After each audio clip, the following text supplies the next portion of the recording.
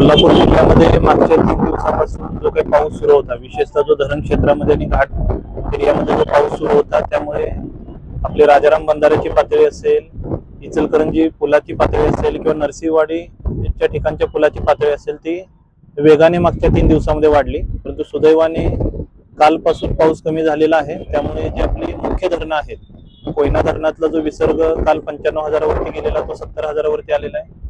वारणेचा जो विसर्ग काल 30,000 प्लस गेलेला होता तो आता 7,000 वरती आलेला आहे. राधानगरी मधला विसर्ग 4,300 पर्यंत सकाळी आलेला आहे. त्यामुळे ज्या लेवल आहेत त्या लेवल आता राजाराम बंधाऱ्याची लेवल 43 वरती स्टेबल झालेली दिसत आहे. इचलकरंजी पुलाची इथली लेवल आहे ती 65 फूट 8 इंच आता आहे. आपली इशारा पातळी 68 फूट आणि धोका पातळी 71 फूट आहे. त्याच्या खाली ही लेवल आहे. सुदैवाने इचलकरंजी शहरामध्ये अजूनही निवासी भागामध्ये पाणी गेलेलं नाही आणि आता पाऊस ओसरला असल्यामुळे निवासी भागामध्ये पाणी जाण्याची इचलकरंजी शहरामध्ये शक्यता नाही. कुरुंदवाडमध्ये काही 20 ते 25 घरामध्ये पाणी गेलेलं होतं, त्या लोकांना आपण शिफ्ट केलेलं आहे आणि कुरुंदवाडमध्ये पाणी आता थोड्या इंचाने वाढत आहे. त्याचा इफेक्ट आहे तो स्टॅबिलायझेशनला येण्यासाठी 7 ते 8 तास कदाचित जास्तीत जास्त लागतील. हे सर्व पाण्याच्या विसर्गावरती आणि ज्या लेवल्स आपण मॉनिटर करतो त्याच्यावरती प्रशासन लक्ष ठेवून आहे.